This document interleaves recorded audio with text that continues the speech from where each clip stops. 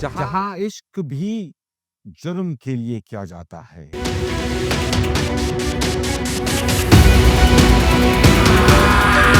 दिल थाम कर एक ख्वाब, कत्ल और दिल की दुनिया की कहानी। कराची, जहाँ ख्वाब बनते हैं और ख्वाब बिखरते ही हैं।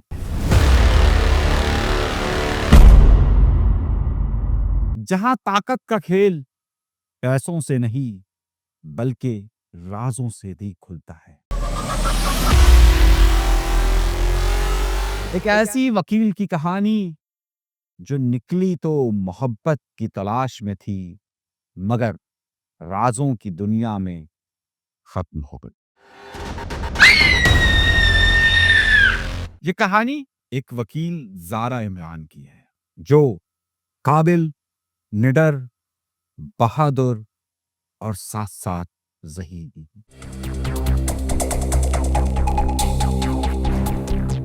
एक बहुत बड़े मौके की तलाश में थी और फिर उसे एक ऑफर होती है एक बड़ी टेक कंपनी से।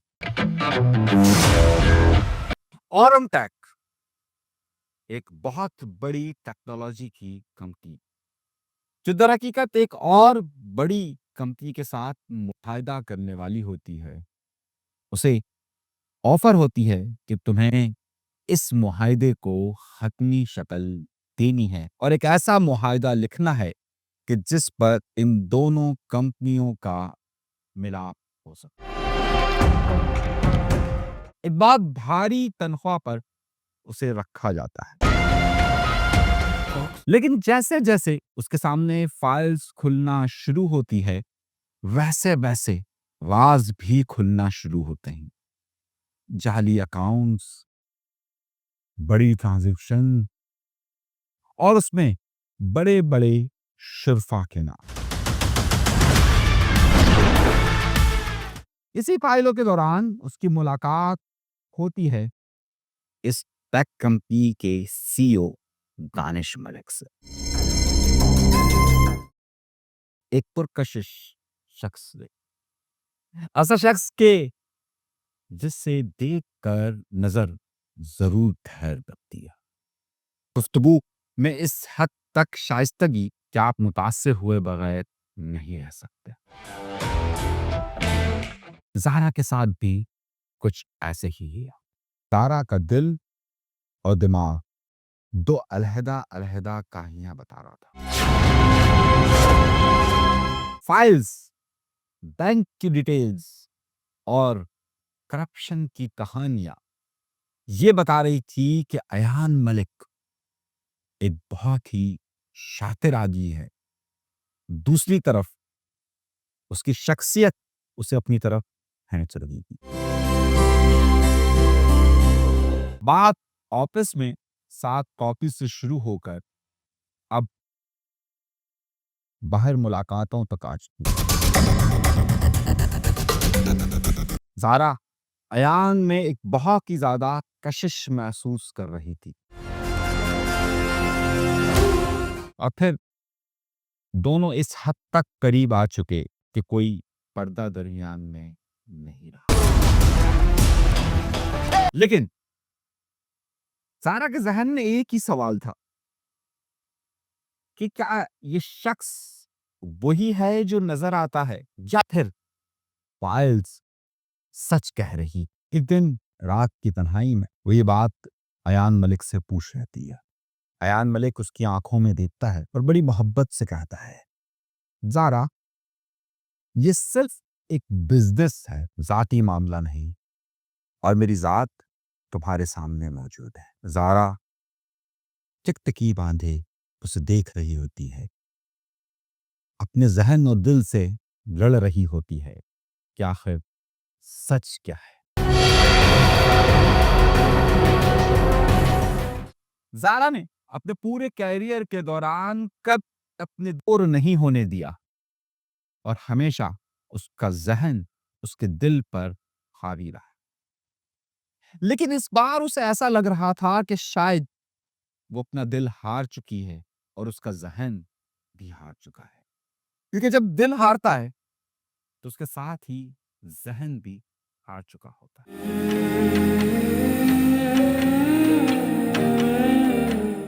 सवाल पूछती है, देखिए वकील सवाल पूछे बगैर तो नहीं रह सकता। गाड़ी में जैसे ही अयान ज़ारा का हाथ पकड़ता है, वैसे ही ज़ारा एक बार फिर वही सवाल करती है, क्या वाक़ई तुम बुझी हो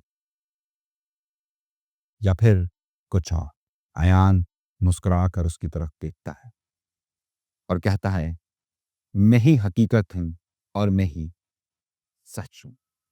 लेकिन अगले दिन एक और चीज़ सामने आती है। एक गुमनाम फ़ोन आता है। ज़ारा पहले उसे इग्नोर करती है, लेकिन मोबाइल में मैसेज आता है कि इट्स अर्जेंट। ज़ारा उस शख्स का फ़ोन उठाती है और वो कहता है कि मैं तुम्हें एक ऐसा राज़ बताने वाला हूँ, जो सब कुछ बदल देगा।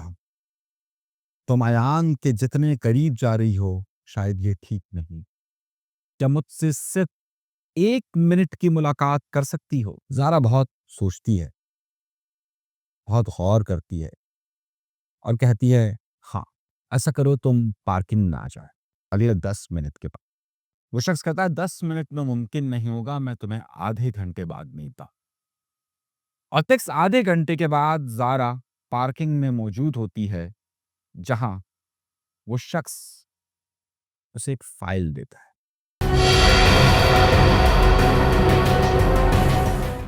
और फाइल देकर सिर्फ इतना कहकर चला जाता है कि फैसला तुम्हें करना होगा। सारा वो फाइल लेकर ऊपर आती है। वो जैसे-जैसे फाइल को खोलना शुरू करती है, एसी बहुत तेज चल रहा होता है। कमरा बिल्कुल ठंडा होता है, लेकिन ज़ारा के चेहरे पर पसीना इस हद तक आ रहा होता है कि वो बार-बार टिश्यू से उसे साफ कर रही है। उस फाइल में वो तमाम राज़ थे जिसके सवालात उसके ज़हन में थे। अयान मलिक और औरम पैक की करप्शन की एक बड़ी कहानी। जहाँ तक कि उसमें ये भी ज़िक्र था कि किन-किन लोगों को रास्ते से हटाया गया।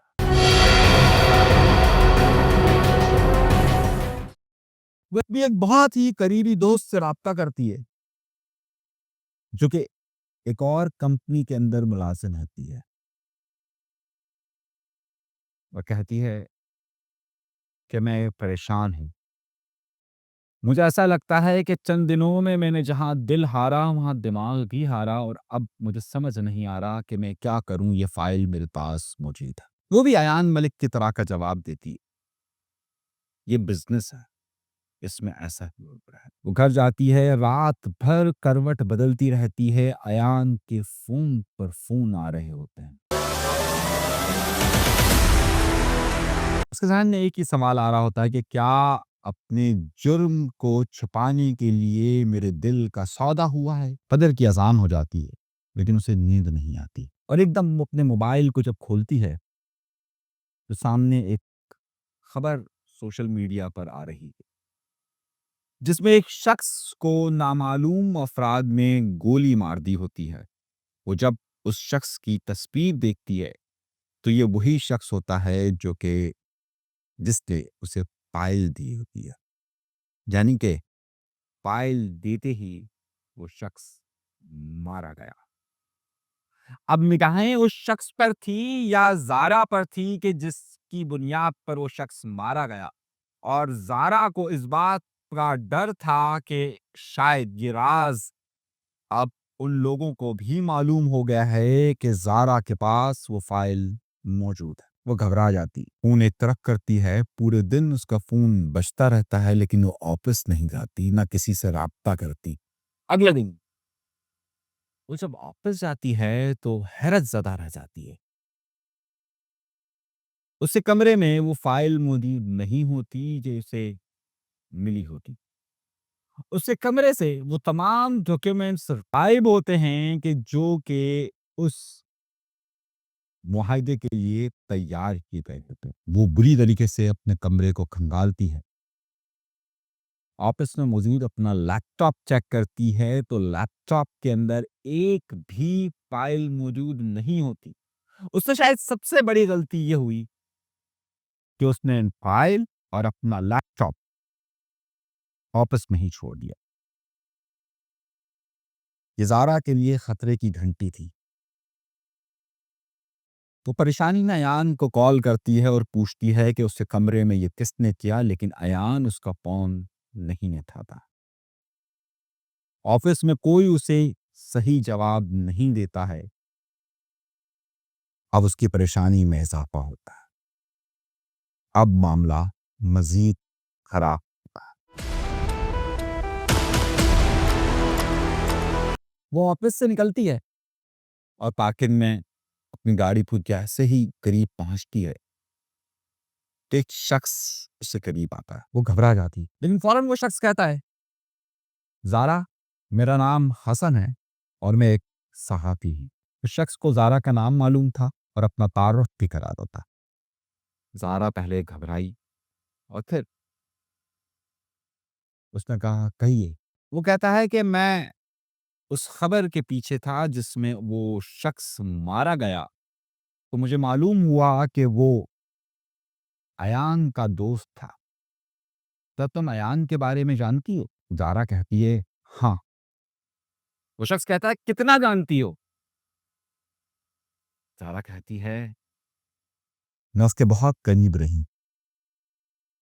ज़ारा के ज़हन में वो सब लम्हात याद आना शुरू होते हैं कि पिछले 1 महीने के अंदर उसने अयान के साथ गुज़ारे। ऑफिस, बाहर का खाना, गाड़ी का सफ़र और एक बंद कमरे की कहानी। हसन कहता है, तुम्हें 1 महीना हुआ है, लेकिन क्या तुम इस शख्स को 1 साल पहले का जानती हो? ज़ारा कहती है, मैंने कोशिश नहीं। हसन से कहता है, यही तो गलती की तुमने।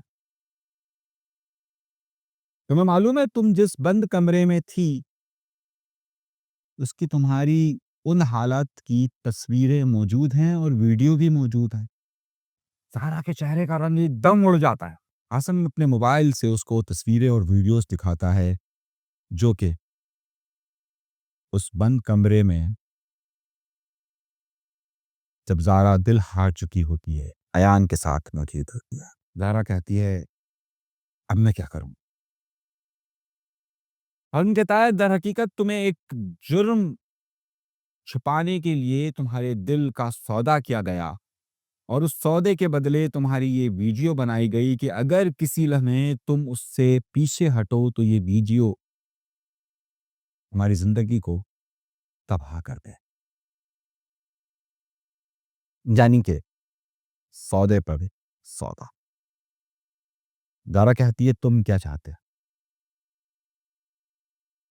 हसन कहता है, मैं सिर्फ ये खबर चाहता हूँ। ज़ारा गाड़ी स्टार्ट करती है और अपने घर की तरफ चल लेती है कि अचानक उसके मोबाइल पर अयान की कॉल आना शुरू होती है। वो घबराई हुई होती है, लेकिन फिर फ़ोन उठाती है और अयान कहता है, मैं जानता हूँ ज़ारा कि तुम्हें सब कुछ मालूम हो चुका है, लेकिन मैं तुमसे मोहब्बत करता हूँ और मैं अपना माज़ी ख़त्म करना चाहता हूँ। इसीलिए मैंने ये मुआहदा किया। ज़ारा डर जाती, लेकिन उसके पास मौका क्या होता है? वो एक लम्हे में फ़ैसला करती है कि अगर मैंने अयान को इस वक़्त कोई सख्त जवाब दिया, तो जो हाल इससे पहले वाले लोगों का हुआ है, वही हाल मेरा ना हो। वो फ़ौरन अपना रवैया तब्दील करती है और अयान से कहती है, ऐसा क्या हो गया? मैं तो तुमसे सच्ची मोहब्बत करती हूँ। क्यों, क्या हुआ? अयान कहता है, मुझे मालूम है और मैं जानता हूँ कि तुम्हें वो सब कुछ मालूम है, जो तुम्हें मालूम नहीं होना। अब हम दोनों के लिए रास्ता यही है कि हम दोनों साथ रहें। ज़ारा चालाकी का मुज़ाहरा करती है और कहती है, हाँ, बिल्कुल हमें साथ रहना चाहिए। ये बताओ कहाँ हो तुम, हम मिलते हैं। अयान कहता है, हम कल मिलें। कल शाम मेरे खाता। अब बड़ी अहम बात होती, ज़ारा अपनी करीबी दोस्त सारा को अपने पूरे दिल का हाल और सब बता देती है। जैसे ही वो घर पहुंचती है और टीवी खोलती, तो सामने खबर चल रही होती है कि साहबी हसन लापता हो गया। यानी जो जो ज़ारा से कांटेक्ट में आ रहा था, वो जा रहा था। पहले वो नामालूम शख्स, फिर हसन, और वो ये सोचने लगती है कि उसकी निगरानी की जा रही है, उससे जो मिलता है वो गायब हो रहा है। वो एकदम से जल्दी-जल्दी उसे पता नहीं क्या ख़्याल आता है और वो फ़ोन उठाती है और अपनी दोस्त सारा को फ़ोन करती है।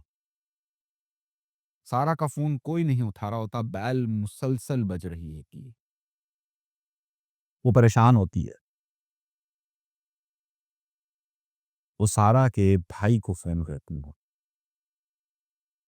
सारा का भाई बताता है कि सारा इस वक़्त हॉस्पिटल में है और उसे किसी ने ज़हर दे दिया।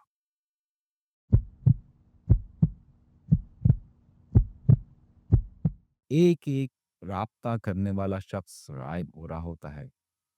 सारा ज़िंदगी और मौत की कशमकश में हॉस्पिटल में होती है और ज़ारा हॉस्पिटल के बाहर एक गहरी सोची, अपने आँसुओं को ज़ब्त किए लिए।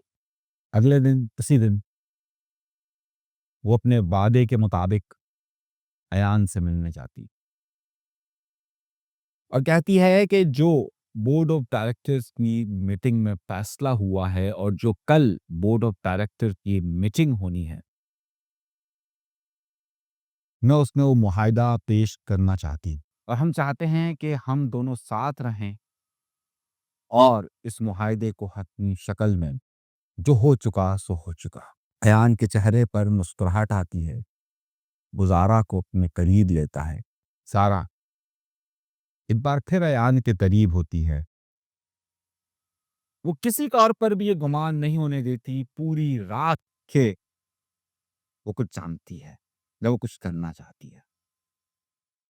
अगले दिन दोपहर को बड़ी अहम मीटिंग होनी है बोर्ड ऑफ डायरेक्टर्स की, जिसमें उस अरबों रुपए के मुआहिदे को हतमी शक्ल देनी होती है। बोर्ड ऑफ डायरेक्टर्स की मीटिंग में उस मुआहिदे की प्रेजेंटेशन के लिए सब इंतजार कर रहे होते हैं ज़ारा को। कि इतनी देर में अयान का मैनेजर आकर अयान के कान में कुछ कहता है। अयान बोर्ड रूम में मौजूद टीवी का रिमोट उठाकर ऑन करता है। सामने ज़ारा एक प्रेस कॉन्फ्रेंस कर रही होती है, जिसमें वो तमाम जराइम का पर्दा खोल रही। बोर्ड ऑफ डायरेक्टर्स में तमाम लोगों के चेहरों के रंग उड़ जाते हैं। अयान की फर्म पर छापा पड़ता है और उसे गिरफ्तार कर लिया जाता है। ज़ारा आजकल एक लीगल फर्म चला रही है। सारा अब इस दुनिया में नहीं रही और हासिम तक इसके था। एक सच्ची कहानी। कुछ नाम तब्दील ज़रूर हुए हैं, कुछ किरदार ज़रूर तब्दील हुए हैं, लेकिन असल कहानी ये है।